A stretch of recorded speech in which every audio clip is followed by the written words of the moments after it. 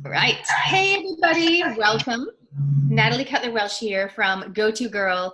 And today, this is part of my Impact Entrepreneur series where I get to interview amazing people who do amazing things in the world. And today, I'm talking to Jess Stuart. Ooh, ooh, ooh, ooh, ooh. Hey, Jess. Hey. So this is super exciting because part of this series, or the whole focus of really, is on raising the state of mental health and happiness in New Zealand, which obviously all these insights can travel further afield. But the topic we've chosen today, you guys, is Jess's total area of expertise. It's a topic that is resonating crazily with the corporates and women entrepreneurs and just women in general, or people in general. And it is imposter syndrome, which is so awesome. Okay, so Jess, before we kick things off into that topic, can you give everyone a little bit of a backstory? What are you up to at the moment, and how did you get here?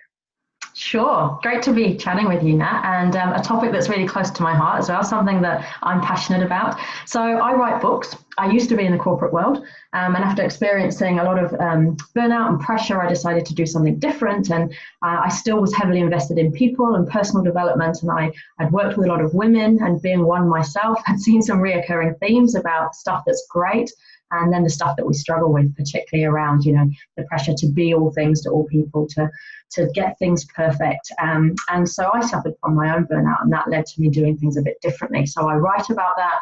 I do a lot of conferences, events, trainings, workshops, and I speak about those topics. And you mentioned imposter syndrome. That's been one of the biggest ones over the last year. My second book came out last March, Like a Girl. And imposter syndrome. Oh, well done. That's the one. Yeah. So the one thing that resonated with everybody, or the one thing that resonated most, was imposter syndrome from that book last year. Yeah, it really does. And I think it's echoing a little bit. I think I messaged you last week when I was, I messaged you from the Koru Lounge, and for Mother's Day, my husband bought me a great gift, which was a Koru Club membership. I don't do a lot of travel, but, it's really nice to be able to go in and eat and drink in the Koru Lounge. Anyway, I texted you because I was like, oh my gosh, I actually feel like imposter syndrome right here in the Koru Lounge. And I'm a confident person. I feel comfortable in lots of places. But I think everyone has their space and their place where they do feel like a bit of imposter. I don't know. Do you want to comment on that? Like, what is imposter syndrome anyway? Definitely. So I think I replied to you, don't worry, you'll be in good company, because there'll be a lot of other people in the Koru feeling the same. And it's something that 70% of us get, according to the International Journal of Behavioral Science, and that's regardless of gender, although it does seem to be more prevalent in women. And the other thing to note, which is, I guess, a plus side, is that it is the domain of high achievers. So generally, if you are good at what you do, if you are successful, if you are confident, that's kind of the breeding ground for this stuff, which is ironic in a way. But in a nutshell, imposter syndrome is this inability to internalize our accomplishments. So that looks like when we get success, praise, recognition, or access to the Koru, we're in our heads, we're like, oh, it's just because we're lucky, right place, right time, they like me, there's a mistake, do I really belong? And we have this persistent fear that we're going to be exposed as a fraud, and that's where the term comes from, the imposter term, because we think one day they're going to find out I'm not actually as good as people think I am. Yeah, I didn't realize that it was so high, and the high achievers. So is imposter syndrome something that you can work through and you're sorted, or is it something that keeps coming back as you go through different stages in life? That's an interesting question, and it's one I'm asked a lot. So this is one of my most popular workshops, and it's the one thing people come along and go, okay, tell me how to stop this. And I have to say right at the front, like the small print, we can't stop it. It's more about how we navigate it, because it is something, I explain it like a volume control.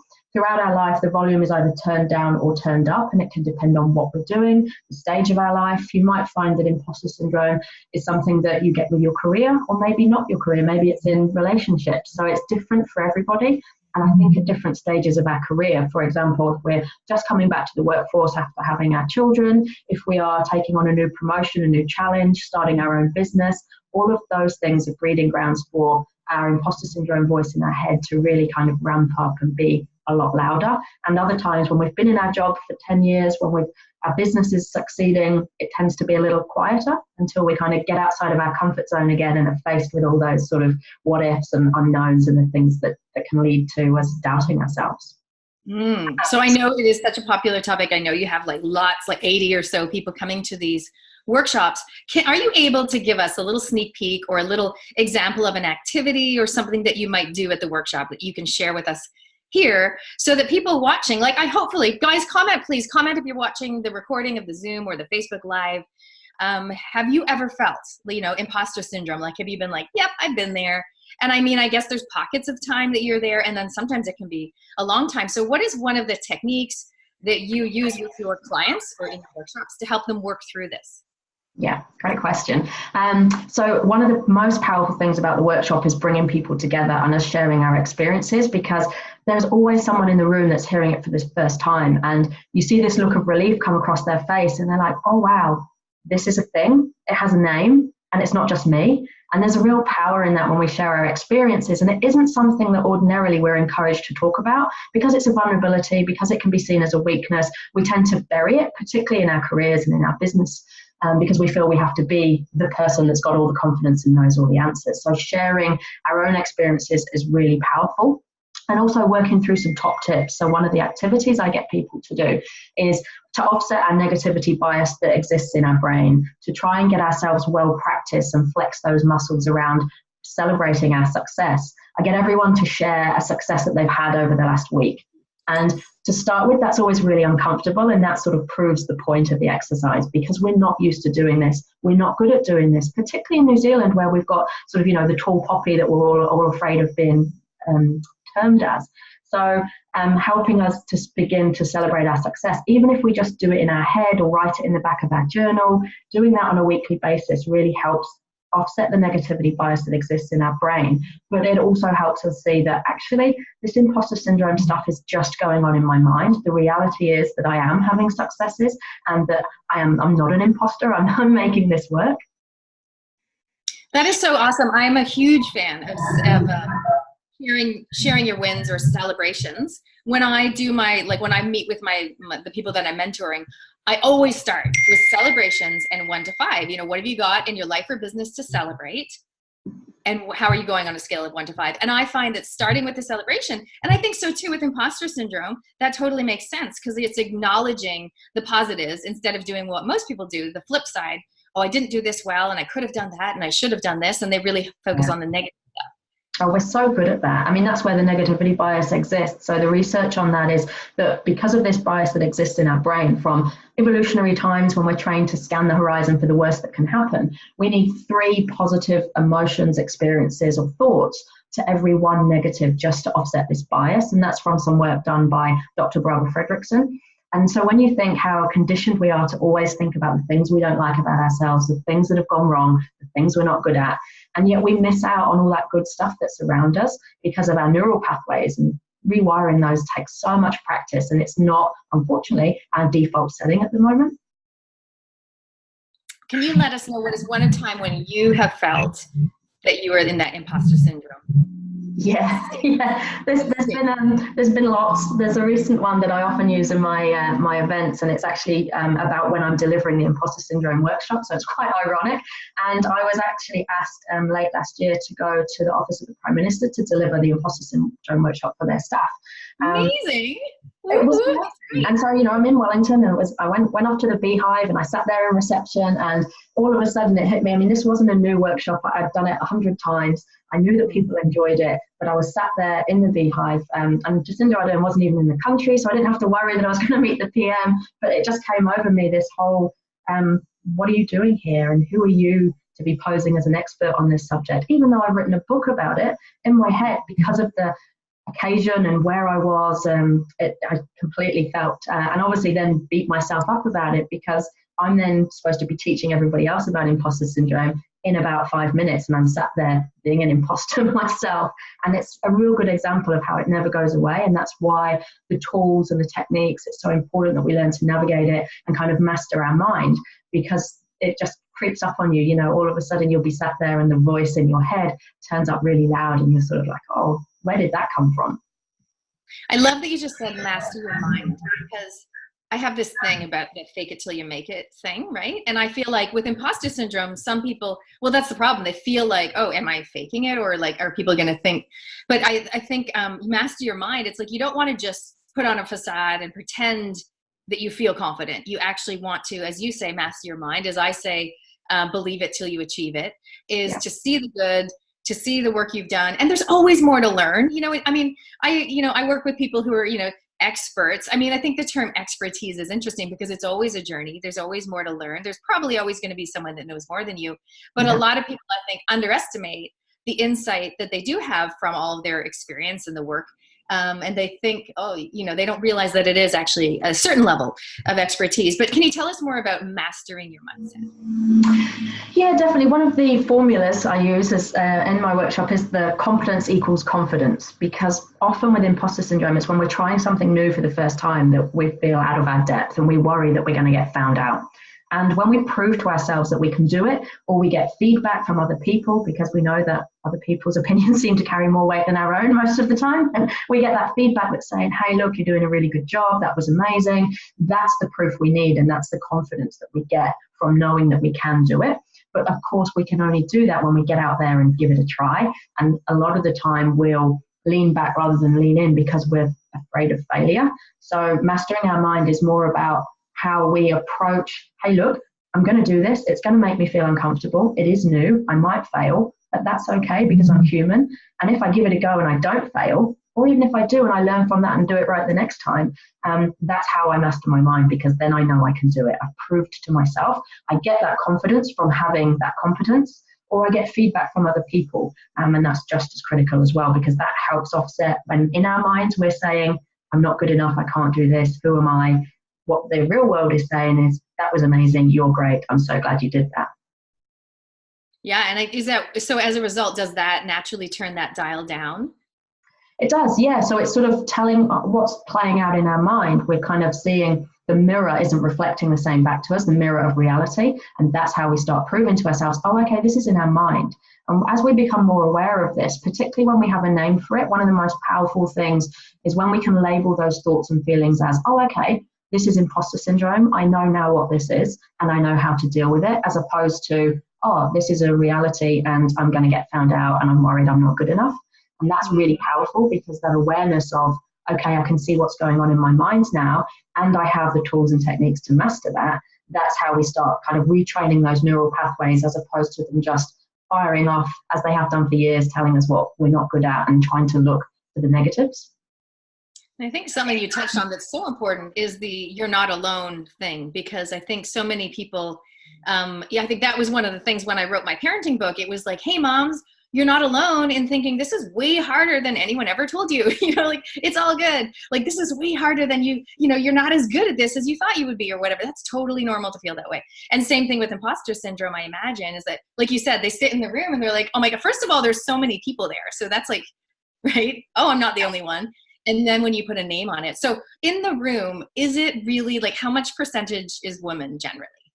Oh, there's generally a high percentage of women. It's really interesting because I think we say it's more prevalent in women. I think that women feel more comfortable talking about it, because I've had a lot of guys come to me and say, hey, look, this is me as well. I totally resonate with this, but they're less inclined to discuss it. They're less inclined to go along to a group. They're less inclined to be vulnerable in a way that women are. I imagine, I mean, I know that your marketing probably is towards women, hence the name. That's the pink book. But I was thinking, I imagine men would be more likely maybe to private message you, or to do maybe one-on-one mentoring, not so much the group stuff. Maybe because of that, maybe because, I mean, imposter syndrome is related to ego, and then look, their ego's getting in the way of them even acknowledging that they feel imposter syndrome. Yeah, very true. And a lot of the workshops that I do with businesses are mixed gender, which is great. And what I really encourage, particularly with leaders, is whether you're male or female, when you admit to having these vulnerabilities, you become human. So people trust you, you're genuine, you're showing up as your authentic self. And that's really powerful. And we're seeing that, you know, that's become fashionable now with the likes of Brené Brown and the work that she's done. So I think now there is more of a catalyst for guys to open up and to be more vulnerable, and for leaders to say, hey, look, you know, I am a human. And it's a really powerful thing, because not only does that connect you with your people, but it also means that if someone's looking at you and aspiring to be you, they're not putting you in this superhuman category and thinking, oh, well, I've got imposter syndrome, you haven't, that makes me different, and I can never aspire to be as successful as you clearly are. And I think knowing that we're all human and we all get these vulnerabilities is really powerful for everybody. That is so true. In fact, I listened to this amazing podcast last night. I was driving my daughter back from cheerleading, and normally we listen to the radio, but I was like, we're going to listen to a podcast, girls. You know, they're all like teens and tweens. And it was an amazing one I've recently discovered called Hurry Slowly. And the previous episode, which actually made me think of you because it's such a cool concept that maybe relates to imposter syndrome. The first one I listened to talked about generosity and generosity burnout. And a lot of women in the workplace, and just women in general, we're so used to, you've heard me say this before, give, end up exhausted, bitter, resentful, versus give, get. And so they talked about this concept, which was generosity burnout. You're so busy. Hey, Micaiah. Hey, Ann on the Facebook Live.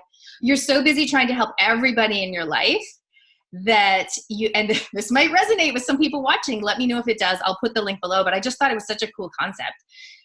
Especially, I know that you work with a lot of women in corporate and in the workplace, and generally women are the ones that, oh, you know, Claire can do it. You know, she's super nice and friendly. We'll ask her to do this, like organize the whatever committee or the staff party, you know. So they end up getting all these jobs that aren't theirs, and then they end up saying yes and being overloaded and just generosity burnout. It was super cool. But anyway, the second episode was about gatherings and the importance of like gathering together in real life.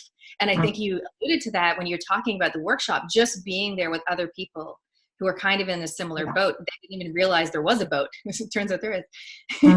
It's so powerful. It is so powerful. I remember last year I had a lady came up to me after I did an event. There was about 50 women in the room from all different backgrounds, ages, nationalities. And this lady came up to me afterwards, and she was from Fiji. And she said, wow, I have spent 50 years thinking this was a cultural defect that Fijian women suffered from, because I've only ever talked about it to those nearest to me who were from my community. And to see all these women of different ages and backgrounds, and to know that it's okay and that it's normal, was sort of life-changing for her, and at that stage of her life as well. And things like that just demonstrate to me the power of, wow, when we all come together and share our stories, and then from that we can all support each other as well and encourage each other to do the right things as well that help us on that journey. I think I love the fact that you go into workplaces and you, as a result, so some of your events, people are buying tickets, they're mainly women, that's fine. But then you go into these workplaces, which is a mixed gender group of people. And like you said, also probably mixed, I don't know what the word is, hierarchy or status or whatever. And I think, like you said before, when people get a little bit vulnerable and share a bit of a story, it kind of equalizes that, or it kind of strips away, you know, the CEO or the, you know, whatever they are, you know, in terms of status in the workplace. And as a result, I imagine, as a result of doing your workshop, because of the little shared vulnerability, that totally shifts the way they work as a team and as a company. It does, yeah. And when we talk about authentic leadership as well and things like that, it's real. When you can show up and be yourself and show your vulnerabilities, people trust you because they can see you're genuine and they can see you're human. And that's so powerful in the workplace, whether they're a CEO or just a peer. It's so powerful in terms of what connects us and then how we work together. Well, I have to say, you are so genuine and so human. And I think to give you guys a bit of backstory, Jess and I met, I don't know, on LinkedIn or something. And I messaged her probably a year ago going, hey, I'd love to catch up on a Zoom call. I don't know what you said, but I think you were like, oh, why? Like, what is it? You know? And I was like, oh, I think there's some synergy, you know, with your message and my message. And it was, anyway, we ended up having this LinkedIn chat. I think at some point I subscribed to your emails. So I started getting your emails, which I love. And I get a lot of email. And anyone that knows me knows that I have a love hate with email. And so, but I always read yours. Like, there's so many that I don't read. I always read yours. I love them. I know. And then I think one day you were doing a workshop in Auckland, and you said, I'm going to be in town, let's meet. And we literally had, I don't know, 40 minutes or something, like the smallest little window. By the time I could get there, I can't remember what time it was, and you had to catch a flight, but we were like, so I think you just have this style and this manner. I think that, I mean, I imagine your work, I haven't been to your workshop, but I imagine it's amazing. Well, there is one happening in Auckland. I'm there in 3rd of July. 3rd of July, the evening of 3rd of July is the next Imposter Syndrome workshop in Auckland. In fact, it's the last this year. And yeah, it's always great to get out of Wellington, any excuse to kind of tour the country. So let us know what else. Have you got one in Wellington, or is it mainly just Auckland coming up? Yes, so I think Wellington's next Imposter Syndrome workshop is in September, so a little while longer. There's a few other workshops happening down here first. They've had a couple already in Wellington. It's a lot easier when it's just down the road from your house. But yeah, there's a few events happening in Auckland, but that's the next one, Imposter Syndrome on the 3rd of July. Amazing. So good. Okay, so if people want to follow you, or they're like, oh my God, I want to jump on her email list, or I want to get her book, how can they do that? So the best place to do all of that is from the website, because then you'll get all the links to my social media. You'll be able to sign up to the list, buy a book if you want to do that. And the website is jessstuart.co.nz. So jessstuart.co.nz. Awesome. Okay, I will put the link. I'll put the link below later in the Facebook Live. I'll put the link with this so you guys can find Jess. Awesome. Thank you so much. Is there anything else before we wrap up? Any other kind of words or wisdom or like final closing thing you want to say? I guess the one thing I always say to people as part of my workshops is it's not a case of whether we feel this fear about getting found out or fear about anything. It's more whether we let it stop us. And I think that's the big difference, particularly when you master your mind. You know, the fear that we feel isn't a sign that we should stop. It's natural, it's normal, it's part of being human. And if we just let that happen and do it anyway, I think that's the real power in us being able to be our best. Yay. I totally agree. And like that's why we're so aligned. I'm like, yeah, you feel the fear, all good, up your brave, make things happen. So brilliant. Thank you so much, Jess, for sharing. And I know that in terms of, the Impact Entrepreneur series, we're talking about raising the state of mental health and happiness in New Zealand, because really, if you guys look at our stats, it's pretty, I'm going to say tragic or shocking. Those are words that come to mind for me. So Jess, just to finish off, like, how do you see the imposter syndrome and people really acknowledging that and kind of using your tips and tools to move through it or dial down? How can that help people in terms of mental health and happiness? I think it's that whole mastering your mind piece. And when you realize, there's stuff that goes on in our mind that not necessarily is a fair reflection of reality, and that these things, particularly around self-doubt, confidence, fear, we do have this pressure on us, particularly as women, to be perfect all the time, to be all things to all people. And that does leave us very busy in the mind. It leaves us stressed and leads to burnout, anxiety, all the stuff that we hear so much about. And I think it's really important when we learn, one, what these things are, but more importantly, two, how we handle them, that starts to create space in our mind. It starts to bring a calmness, because we know that actually all of that stuff isn't true. It's just what we're experiencing from our place of self-doubt, from our lack of confidence, from our fear of trying something new. And I think there's a real power in that. I think so too. Awesome. Thank you so much, Jess, for joining us. Thank you guys for coming along. If you want to check out the other episodes, I think this is probably episode number 8. So there's quite a few on different topics, all relating to health and happiness. So we'll see you guys then.